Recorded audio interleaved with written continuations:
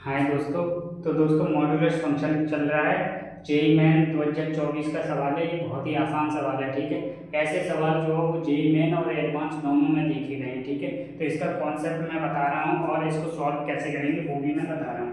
तो देखो, सबसे पहले जो मॉड्यूलस फंक्शन की जो डेफिनेशन होती है वो देखिए। देखो, मॉड्यूलस फंक्शन एक्स वगैरह मत लीजिए, एक्स से आप कंफ्यूज हो जाते हैं। आप ये ले लीजिए, ऐसे डब्बा ले लीजिए कि मॉड्यूलस फंक्शन के अंदर कोई डब्बा है। अगर ये डब्बा जो है अगर पॉजिटिव अगर greater than equal to zero होता है तो ये डब्बा जो है वो डब्बल के साथ ही ओपन होता है, ठीक है। अगर ये जो है वो डब्बा अगर नेगेटिव होता है, देखो अभी कुछ समझ में नहीं आएगा तो कोई दिक्कत नहीं लेनी है, ठीक है। अगर डब्बा नेगेटिव है तो एक नेगेटिव के साथ ओपन हो जाएगा। ऐसे देखो, ऐसे एग्जांपल से समझो कि ऐसे टू का मॉड पूछना है तो देखो अंदर वाला पार्ट जो पॉजिटिव है तो पॉजिटिव के साथ ही ओपन हो जाएगा। देखो -2 का मॉड क्या होगा, देखो अंदर वाला पार्ट जो वो नेगेटिव है तो नेगेटिव के साथ ओपन होगा, माइनस लगाया और जो भी है वो लिख दिया, तो इसका आंसर आ जाएगा 2। तो सेम तरीके से मेरे हिसाब से समझ गए होंगे कि अंदर वाला पार्ट अगर पॉजिटिव है तो पॉजिटिव के साथ ओपन होगा, अगर नेगेटिव है तो एक नेगेटिव लगा के ओपन होगा, ठीक है। तो सेम तरीके से इस सवाल को करते हैं। देखो, इस सवाल को करते हैं, ठीक है। तो देखो, इस सवाल को करने का, देखो ये तो मैंने कॉन्सेप्ट बता दिया, ठीक है। और इस सवाल को करने का भी एक कॉन्सेप्ट है। सबसे पहले ऐसे सवाल अगर दिखें तो सबसे पहले जितने भी मॉड्यूलस आपको दिख रहे हैं उन सभी को जीरो कर देना है। जीरो करेंगे तो एक्स की वैल्यू कितनी आ जाएगी, एक्स की वैल्यू -5 आ जाएगी, और एक्स की वैल्यू कितनी आ जाएगी, -7 आ जाएगी। तो अब मैंने बेबी कर्व मेथड पढ़ाया है, सी के मैथमेटिक्स चैनल है ये, ठीक है। सी के मैथमेटिक्स चैनल है, ठीक है। तो उस पर जाइए और पढ़ लीजिए अच्छे तरीके से, ठीक है। तो बेबी कर्व मेथड क्या बोलता है, तो सबसे पहले आप रियल लाइन बना दीजिए। रियल लाइन बनाने के बाद जितने भी रूट्स निकाले थे, एक -7 जो है वो छोटा है तो वो इधर आता है, और -5 थोड़ा बड़ा है तो वो इधर आएगा, ठीक है। अब ये देखना, देखो तीन केसेस बन गए, -5 से बड़ों के लिए, 7 से -7 से 5 तक, और -7 से छोटे के लिए, ठीक है। तो ये देखना है। तो तीन केसेस बन गए, ठीक है। तो तीनों केसेस को देख लेते हैं। एक मिनट में देख लेता हूँ कि ये बोर्ड कहाँ तक काम कर रहा है, कहाँ तक जा रहा है, ठीक है। तो कोई दिक्कत नहीं है। देखो, पहले हम इस केस की बात कर लेते हैं। जब x की वैल्यू -5 से बड़ी है तो कैसे ओपन होगा। -5 से बड़ी जो दोनों में पुट करके देख लीजिए। -5 से बड़ी यानी -4 होती है, तो -4 पुट करेंगे तो देखो यहाँ पे जो है वो -4 जो है वो क्या आएगी, -4 रखेंगे +5, तो ये पॉजिटिव आ रहा है, तो ये जो पॉजिटिव के साथ ओपन होगा। सेम तरीके से इस कॉन्सेप्ट को लगाना है। -4 इसमें रखेंगे तो देखो ये भी पॉजिटिव के साथ ओपन होगा, तो पॉजिटिव के साथ ओपन होगा। देखो x की वैल्यू क्या है, ग्रेटर देन इक्वल टू -5 से बड़ी है।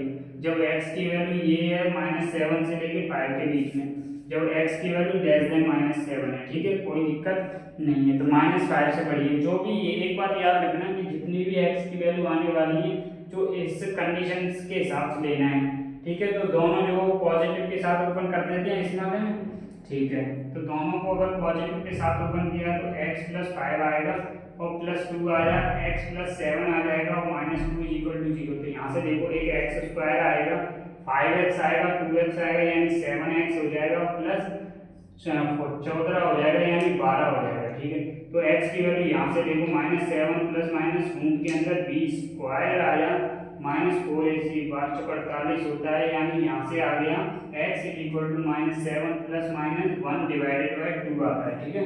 तो देखो x की वैल्यू क्या आ रही है, एक तो -4 आ रही है और एक x की वैल्यू -3 आ रही है, ओके। तो देखो x की वैल्यू हमें -5 से बड़ी वाली लेनी थी, एक -4 आ गया, एक -3 आ गया, ठीक है। तो दो सॉल्यूशन यहाँ से मिल गए। नंबर ऑफ सॉल्यूशन हमें बताने थे, तो दो सॉल्यूशन मिल गए जब x की वैल्यू -5 से बड़ी है, ठीक है। दो सॉल्यूशन यहाँ से मिल गए। अभी तो देखो यहाँ से भी मिलने वाले हैं कुछ। तो देखो -7 से लेकर 5 तक है, तो एक वैल्यू ले लीजिए इन दोनों के बीच में, ठीक है। तो एक वैल्यू ली हमने, -6 आ रहा है इसके बीच में, तो एक -6 जो वो यहाँ पे पुट करके देगा, तो -6 प्लस 5 जो कि नेगेटिव बन रहा है, तो ये नेगेटिव के साथ ओपन होगा। यहाँ पे -6 से पुट किया, -6 प्लस 7, तो ये पॉजिटिव है, तो ये पॉजिटिव के साथ, ये नेगेटिव के साथ, ये पॉजिटिव के साथ, ठीक है। तो यहाँ पे आया x, ये नेगेटिव के साथ ओपन होगा तो x+5 आया, और प्लस जो 2 टाइम ये पॉजिटिव के साथ ओपन होगा =0। तो यहाँ से देखो एक -x² है, -5x आएगा और +2x, तो -5x तो -3x बचेगा, बिल्कुल 14 और ये बच जाएगा तेरा 12। ओके, कोई दिक्कत तो नहीं है? बिल्कुल नहीं है। तो यहाँ से भी x की वैल्यू निकालने की कोशिश करेंगे तो x की वैल्यू क्या आ जाएगी, एक्स स्क्वायर आ जाएगा प्लस 3x आएगा -12 इज इक्वल टू 0। तो x की वैल्यू आ गई -3 प्लस माइनस रूट के अंदर b स्क्वायर -4ac आया, 24 दूनी 48 होता है, डिवाइडेड बाई 2 है। तो x की वैल्यू क्या आ गई, x की वैल्यू आ गई -3 प्लस माइनस रूट के अंदर क्या है 9 जोड़ा तो ये हो जाएगा 57। Okay, divided by 2। ये देखना है -7 से लेकर -5 के बीच में देखना है, इन दोनों को देख लो। ये जो है वो 7 पॉइंट समथिंग है, ये तो समझ में आता है, प्लस माइनस 7 पॉइंट समथिंग है कुछ, डिवाइडेड बाई 2। तो देखो अगर प्लस के साथ अगर लेते हैं आप, एक प्लस के साथ लेंगे या माइनस के साथ लेंगे, देखो प्लस वाले के साथ अगर लेते हैं तो +7 करेंगे तो ये 4 पॉइंट समथिंग बचेगा जो कि डिवाइड करने पर 2 पॉइंट समथिंग आएगा जो कि इधर है। तो प्लस वाला तो रिजेक्ट हो जाएगा, माइनस वाला देखिए, माइनस अगर लेते हैं तो माइनस जो है वो 10 हो जाएगा, -10 पॉइंट समथिंग आएगा, डिवाइड करने में -5 पॉइंट समथिंग आएगा जो कि इसके बीच में आ जाएगा। तो एक सॉल्यूशन यहाँ से मिल जाएगा नेगेटिव वाला, ठीक है। तो ये दो यहाँ से मिले थे, एक यहाँ से मिल गया। अभी तो देखो यहाँ से भी हमें देखने बाकी है। तो देखो -7 से छोटी एक वैल्यू ले ली -8 लेंगे तो यहाँ पर पुट करेंगे तो ये नेगेटिव बनेगा, तो ये नेगेटिव के साथ ओपन होगा, -8 लिया तो ये नेगेटिव के साथ ओपन होगा, ठीक है। तो दोनों को अगर नेगेटिव के साथ ओपन कर दिया तो ये हो जाएगा x + 5 और -2x + 7 और -2 = 0। तो यहाँ से -x² -5x और -7x हो जाएगा और -16 = 0। तो यहाँ से हो जाएगा x² 7x और +16 = 0। तो x की वैल्यू यहाँ से निकाल लो, -7 प्लस माइनस रूट के अंदर। 1 मिनट आपको दिख रहा है या नहीं वो देख लेता हूँ।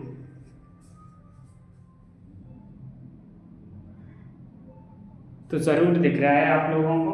तो देखो यहाँ से जो क्या वैल्यू आ गई है, ये 49 बनेगा, माइनस ये 4 से मल्टीप्लाई, सीधी तरह 16 दूनी 32 दूनी 64 बनेगा। देखो 64 बन गया तो देखो इमेजिनरी रूट आ गया, डी नेगेटिव हो गया, तो यहाँ से कोई भी वैल्यू नहीं मिल रही।